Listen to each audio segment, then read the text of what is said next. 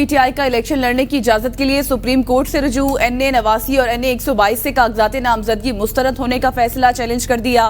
बानी पीटीआई की जानिब से सुप्रीम कोर्ट में अपीलें दायर कर दी गई हैं। इस खबर से मुतल्लिक आपको आगाह कर रहे हैं कि सुप्रीम कोर्ट ऑफ पाकिस्तान से रुजू किया गया है। मुतल्लिका हल्कों का मामला है, एनए 89 भी शामिल है और यहाँ से उन्होंने इजाज़त तलब की है कि इंतखाबात में हिस्सा लेने की इजाज़त दी जाए। एनए 89 और एनए 122 से कागजात नामजदगी मुस्तरद होने का फैसला चैलेंज कर दिया गया है।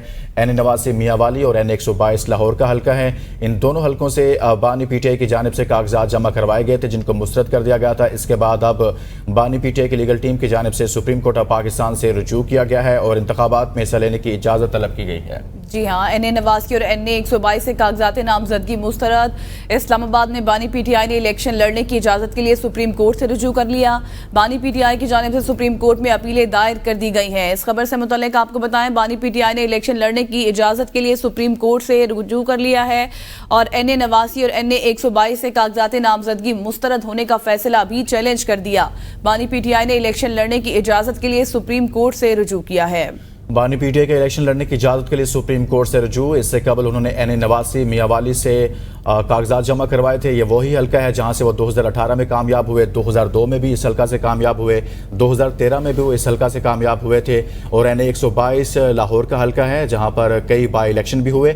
इसी पर मजीद बात करते हैं बशारत राजा से। जी बशारत, मजीद कहिएगा, बानी पीटीआई की जानिब से कागजात मुस्तरद होने पर सुप्रीम कोर्ट से रुजू किया गया है।